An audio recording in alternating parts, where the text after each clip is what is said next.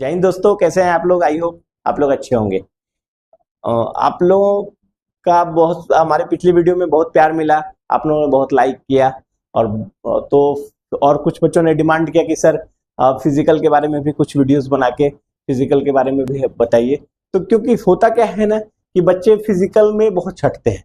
मतलब फिजिकल में जैसे मैंने थंबनेल आपको थंबनेल देखने लिखा, आप देखा होगा कि 50 में से 5 ही सेलेक्ट क्यों होते हैं। वो क्यों और उसका निवारण, मतलब उसको कैसे उसको दूर किया जाए कि मैक्सिमम हम लोग सिलेक्शन ले पाए, तो उसके बारे में हम लोग बात करेंगे। पहले बात हम समझ सकते हैं कि रिटेन का बात। हमारे ये समझिए कि रिटेन जो होगा, अभी शुरू में इसके पहले वाले वीडियो में मैंने बताया कि रिटेन होगा 120 मार्क्स का, कांस्टेबल का भी और एसआई का, दोनों का रिटेन जो होगा वो 120 मार्क्स का होगा। 120 मार्क्स का रिटेन में आपका कैटेगराइज किया हुआ है कि 35 नंबर का आपका मैथ्स होगा, 35 का रीजनिंग होगा और 50 नंबर का जीएस होगा। ये किया हुआ है।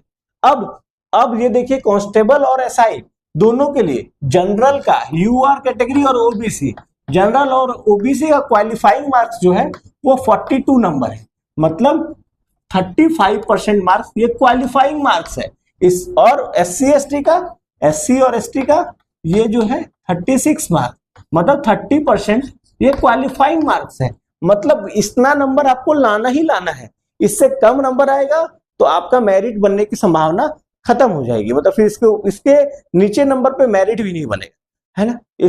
ये नंबर के ऊपर का ही जो भी नंबर आएगा, इससे ये नंबर प्लस 42 और 42 से ऊपर के नंबर पे ही मेरिट का निर्धारण होगा। ठीक है, तो ये समझ लीजिए कि 42 नंबर जनरल ओबीसी को 35% और एससी एसटी को 36 नंबर 30% ये कंपलसरी है। अब हम जानते हैं कि अब आपसे समझिए कि हमारा फिजिकल का जो है, फिजिकल का आपको पता ही है, फिजिकल जो होगा हमारा उसमें क्राइटेरिया क्या क्या क्या है।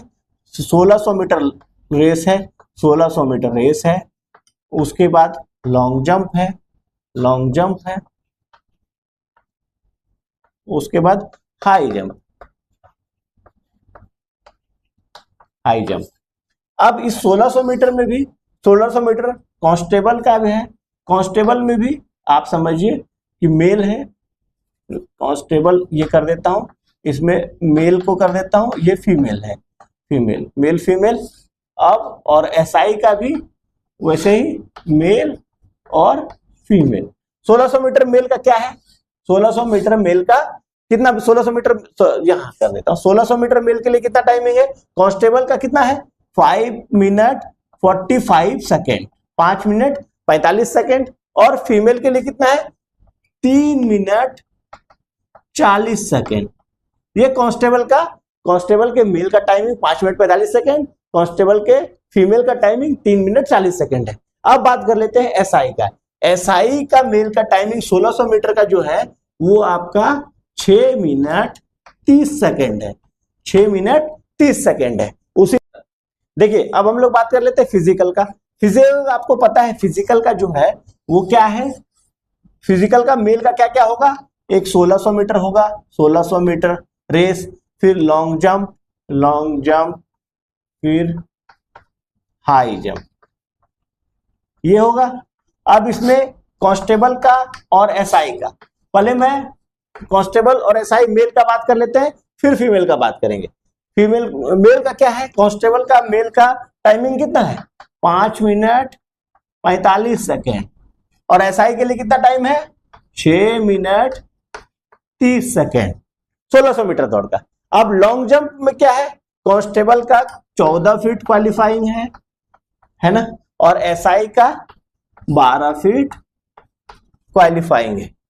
ठीक है, हाई जंप में भी हाई जंप जो है कांस्टेबल का 4 फीट है और इसका 3 फीट 9 इंच है एसआई का। ठीक है, एसआई और कांस्टेबल का ये हो गया। अब हम लोग बात कर लेते हैं, अब आप lady constable plus lady SI इनका। अब इनका लेडी कांस्टेबल का क्या है 800 मीटर का रेस है, इनका 1600 नहीं होगा, 800 मीटर का रेस होगा। लेडी कांस्टेबल के लिए इसका टाइमिंग है 3 मिनट 40 सेकेंड, और एसआई का क्या है 4 मिनट 800 मीटर का। इनका लॉन्ग जंप और हाई जंप लॉन्ग जंप और हाई जंप जो है दोनों का, कांस्टेबल का और एसआई लेडी का, लेडी एसआई और लेडी कांस्टेबल दोनों का बराबर है।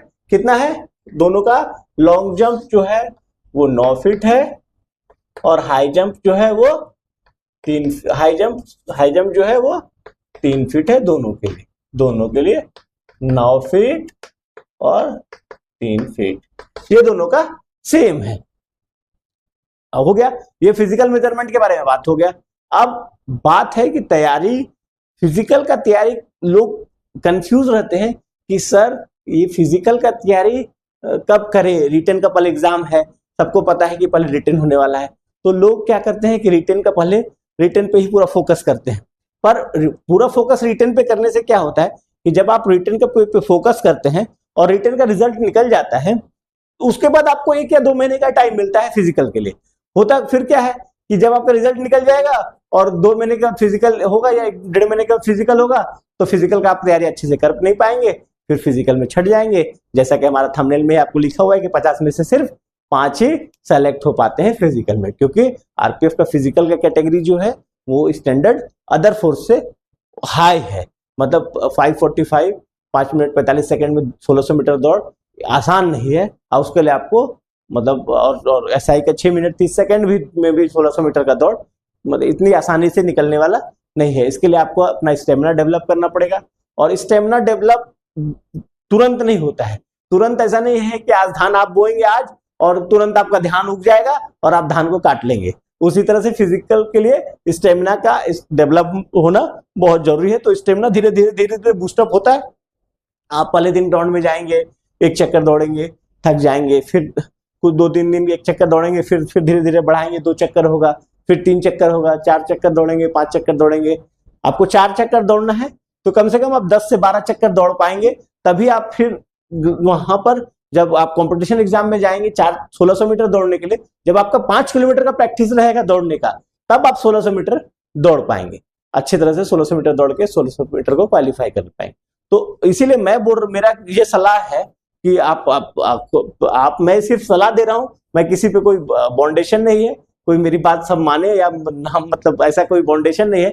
आप अपना खुद का विवेक से काम कीजिए, पर मुझे जो लगता है मैं अपना ये सलाह देता हूं कि आप जो है फिजिकल का तैयारी अभी से थोड़ा सा, मतलब पूरी तरह से पूरा जोर नहीं फिजिकल पे कि आप फिजिकल में पूरा गए और पूरा ग्राउंड में सुबह शाम दौड़ रहे हैं और आपको पढ़ने आप इतना थक जा रहे हैं कि आंखें सिर्फ सो जा रहे हैं, पढ़ ही नहीं पा रहे हैं।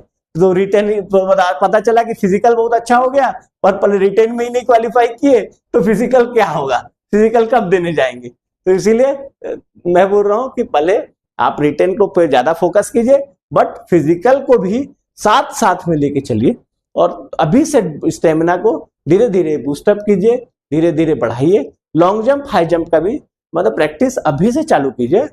और मैं ये बोलता हूं जैसे आप रिटेन एग्जाम में आप सेट बनाते हैं एक टाइमिंग, रिटेन में क्या कीजिए, रिटेन के लिए मैं बता रहा हूं कि आप जो है सेट मारना शुरू कीजिए टाइमिंग के साथ।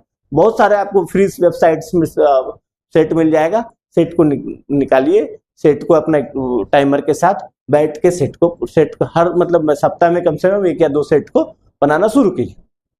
सेट बनाने से क्या है कि आपको पता चलेगा कि आपको कैसे कितना छूट रहा है, क्या हो रहा है, नहीं हो रहा है, तो सेट से बहुत कॉन्फिडेंस आता है।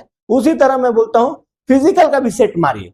फिजिकल का सेट मारने का मतलब है कि सप्ताह में कम से कम 1 दिन, वीकली आप 1 दिन निर्धारित कर दीजिए कि वही संडे को मैं फिजिकल का टेस्ट दूंगा।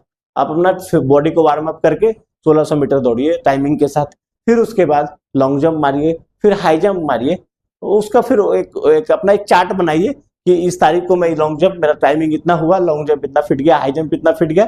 तो हर हफ्ता में देखेंगे आप धीरे धीरे वो सुधार होता चला जाएगा, और फिर आप जो आपका ये टाइमिंग है, आप जब फिर दौड़ने जाएंगे तो ये टाइमिंग आपका क्वालिफाई, फिर इसमें इजी वे में आप इसको क्वालिफाई करेंगे और आपको बहुत अच्छा से मतलब ये क्वालिफाई हो जाएंगे। तो फिर उसके बाद फिर मेडिकल और अन्य चीजें जो बचेगी, डॉक्यूमेंट वेरिफिकेशन, वो सब का प्रक्रिया बचे। तो मैं यही बोलूंगा कि मतलब 50 में से 5 का सिलेक्शन सिर्फ ये मानसिकता है। लोग सोचते हैं कि हम पहले रिटन का तैयारी करेंगे, रिटन का तैयारी के बाद रिटन का रिजल्ट के बाद हम फिजिकल करेंगे, जो कि गलत है। मेरे हिसाब से मैं सोचता हूं कि आप फिजिकल के साथ साथ रिटन को भी उतना ही फोकस दीजिए फिजिकल को भी उतना ही फोकस दीजिए, मतलब उतना अभी एट प्रेजेंट में आप उतना फोकस मत दीजिए, आप अभी फिजिकल को थोड़ा सा कम तवज्जो दीजिए और रिटन पे ज्यादा फोकस कीजिए। जैसे आपने रिटन का एग्जाम देके आ जाएंगे तो आप फिजिकल पे फुल फिर टाइमिंग जो है ग्राउंड का टाइमिंग, जो पहले ग्राउंड आप जितना 1 घंटा जाते थे, फिर उस समय ग्राउंड का टाइमिंग बढ़ा दीजिए। ग्राउंड पे जाने का फिर 2-3 घंटा ग्राउंड में प्रैक्टिस कीजिए। मतलब जब आपका रिटन एग्जाम हो जाएगा तब, रिटन एग्जाम होने के बाद फिर आप अपना ग्राउंड का टाइमिंग बढ़ा दीजिए, क्योंकि फिर आपको रिटन का तैयारी करना तो है नहीं, फिर आपको सिर्फ फिजिकल पे फोकस करना है। तो उस समय फिर अभी, लेकिन अभी से ही फिजिकल को भी वार्म अप, मतलब धीरे धीरे अपना स्टार्ट कीजिए। वार्म अप करते हुए धीरे धीरे अपने स्टेमिना को डेवलप कीजिए। स्टेमिना को डेवलप करके फिर आप अपना उसको कीजिए। ठीक है।